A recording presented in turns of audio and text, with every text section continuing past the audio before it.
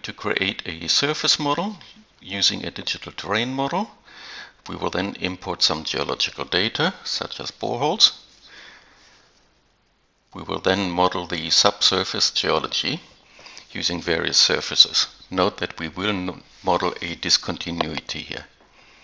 Once we've got the subsurface model, we can create a bench bit. And once we're happy with our bench bit, we will start scheduling the production.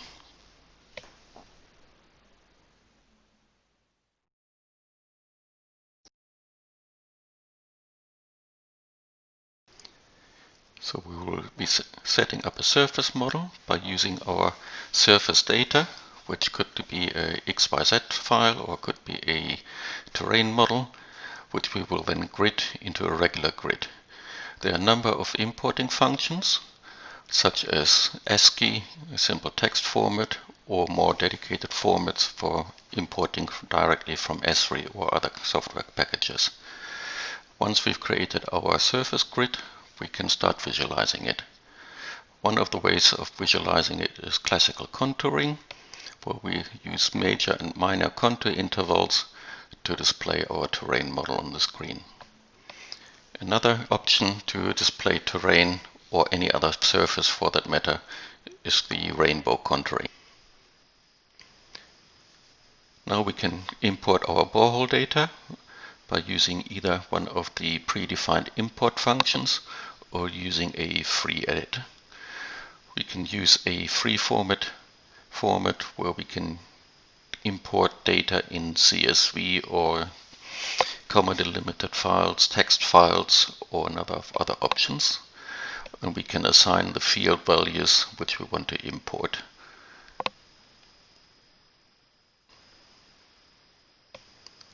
Once we've imported our borehole data, we can visualize them on the screen, because each borehole will be represented by a marker in the CAD file. We can see the physical location, and by clicking on any borehole marker, we can get directly information about that borehole, such as position and lithologies. For a broader overview and more detailed information, we can select and display borehole data in the borehole editor. Here we can see the surface information, such as easting and northing, the quality of the data and the type. We can get downhole information about the different lithologies, and where applicable we can see quality data for selected samples as well. Furthermore, there is an option to visualize our borehole data in 3D using one of the drawing functions. This will automate the drawing of the borehole data in 3D into our design file. We can set a number of parameters, and we can then check and control our data in the design file.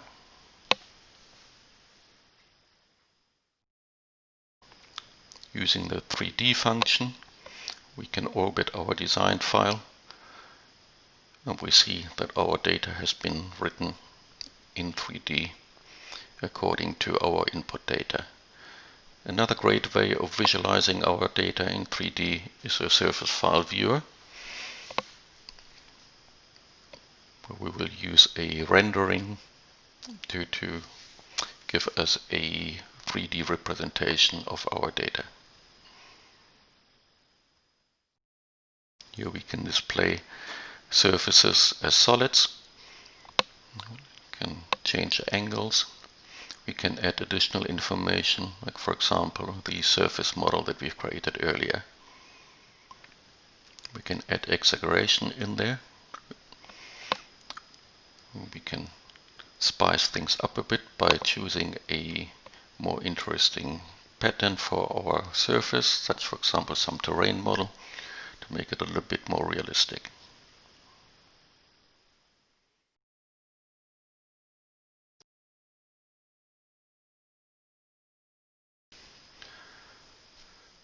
Once we have imported our borehole data, we can start building up the geological model by building up a series of gridded surfaces which will represent our geological contact surfaces.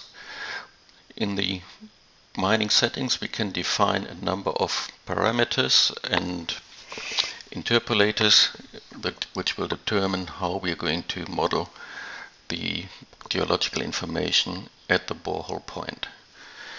We can then check the information that has been calculated and see for each and every borehole position where the missing geological units in that particular borehole will have been computed. Thus, we ensure that for every single borehole position we have a full lithological column to grid from.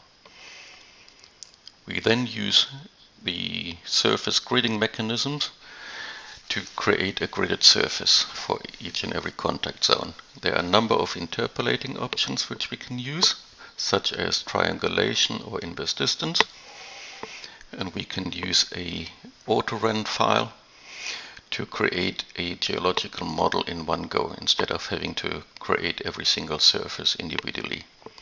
Note that the system will take cognizance of a geological order to ensure that we don't have crossing geological surfaces.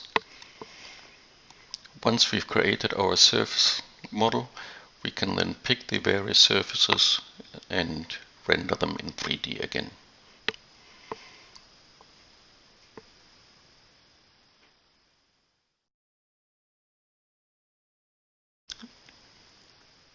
Stacking up a number of geological surfaces on top of each other will give us a full view of the geological model. You will see that in this instance, because we have modeled all the lithological units for every single borehole position, we have actually modeled the lower surfaces through the upper surfaces, representing our discontinuity here. When we read the geological model in the subsequent functions, the model will cut off the surfaces. We can now verify if our geological surfaces truly reflect our geology by superimposing our boreholes and the lithological information with the calculated grids.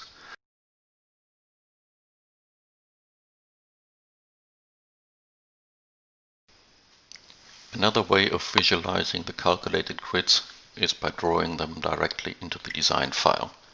In this instance, I've used some limiting polygons to show the position of the grids as they will be read in the geological model, i.e. they will be cut off at their continuity.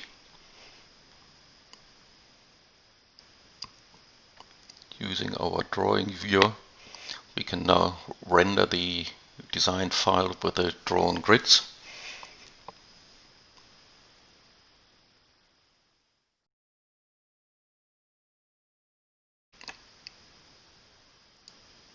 Here we see now the gaps, which we will overlap, and we will add the discontinuity surface to it. And we can check that our discontinuity has been modeled correctly.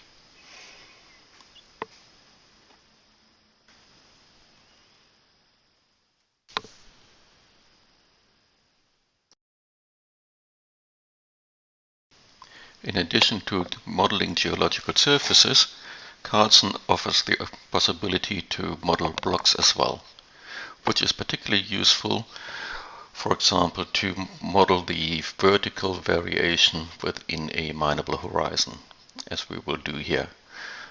I've created a block model using the input edit method, and I've picked a quality with a display definition for various quality grade parameters. Now we can visualize the vertical and horizontal quality distribution in our mineable unit. Notice the three-dimensional variations as we're slicing through the model.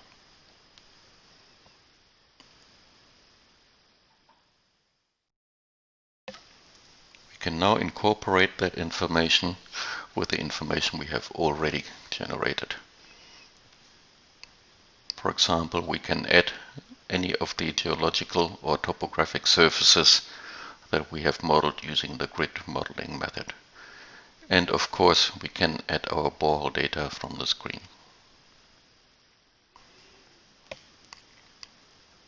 This way we have another visual control about the accuracy of our geological model.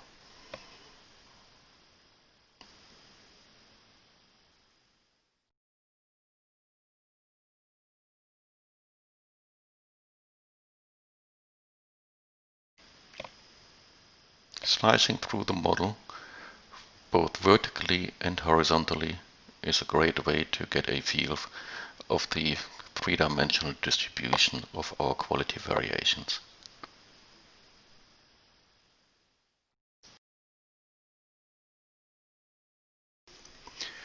With our geological model now completed, we can calculate our geological resource. This can be done by simply drawing a polygon of the area that we want to calculate into the design file. Using the resource reporting function, we can now set a couple of parameters. We can choose a geological model to calculate. We can then report by assigning these parameters to the polygon. For reporting, we have a couple of options which we can choose from, such as quality parameters, physical parameters, and others. And we can either generate our report for a quick control directly into a text file. Note all the geological units have been reported here, and the results have been split between non-mineable and mineable units, with the mineable units having tonnages and qualities. Likewise, there is a handy export to Excel function where we can export the results directly into an Excel file for further use externally. The next step is the design of our bench pit. We can define a number of parameters, such as if we want to build the pit from the surface down or from the bottom of the pit up. We can set our various benches with angles, width of benches, elevations or geological surfaces limiting them. And we can then pick a predefined polygon and a starting point for our road, and the system will draw a bench pit for us and report the various benches with volumes.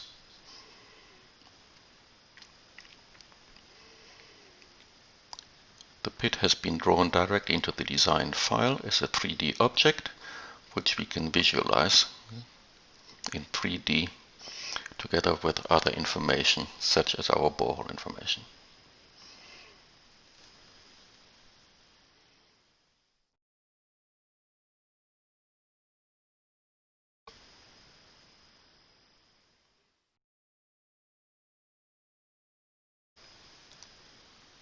Another way of visualizing our pit shell is by viewing the surface history of the individual benches that has been written. These are standard grid files which can be viewed as a small playing sequence visualizing individual grid files.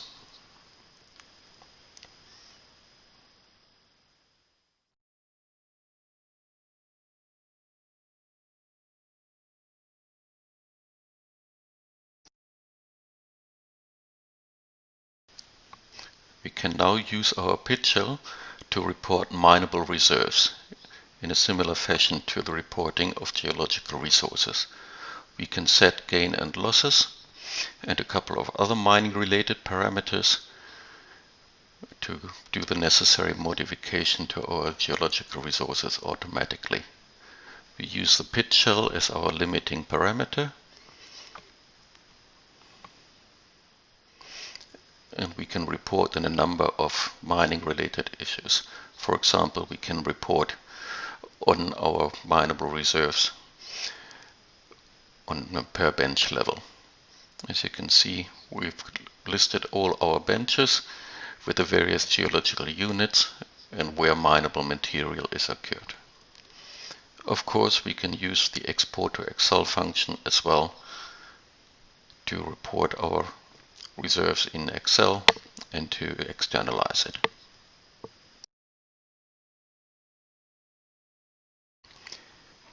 A great way to visualizing mineable reserves is by limiting our block model by the pit shell. This way we can have a block model that represents only the mineable material within our pit.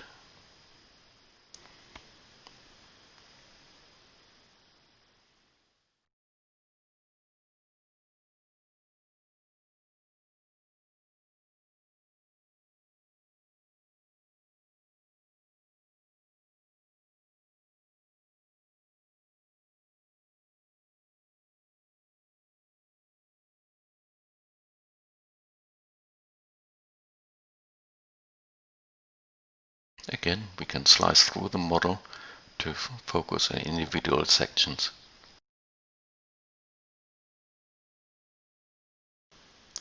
Finally, we are going to create a production schedule for our future mine. In order to do this, I have taken the individual benches of our pit and divided them into sub-pits. There's a number of automated routines for that, where one can create sub-pits either by advance, by tonnages, by distances, and other parameters.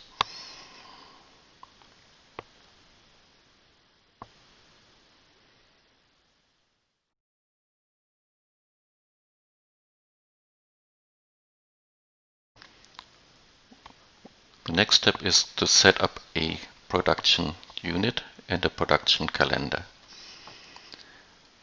Setting up the production unit, one can define the number of production points, the number of shifts, the material moved either by cubic meters or tonnages or meters of advance, and one can define a production calendar. We can define work-free days, days of maintenance, days of only half shifts, and other parameters. Finally, we marry the two together, and together with our sub-pits, the program will calculate a monthly advance per sub-pit, which will then be written into the design file as progress maps for each pit. In our instance, we have now scheduled for a certain amount of cubic meters per month to be produced. And of course, we can reserve these results and produce a monthly production schedule, which can be exported into Excel as well.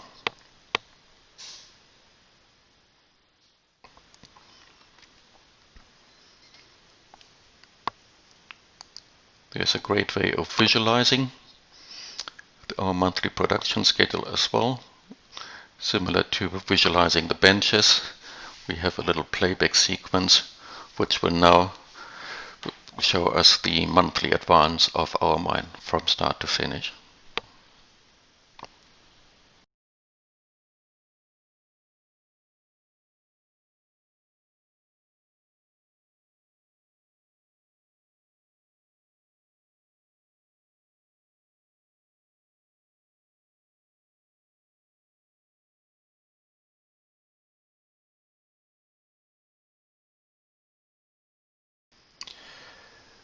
Carlson offers the possibility to have a flyover or drive over your mine.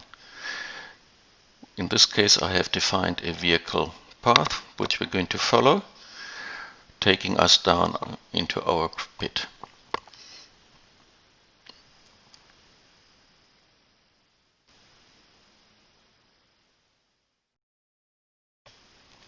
This is a great way not only to have a little bit of fun after work, but it helps to visualize the mine in 3D and to track vehicle movement.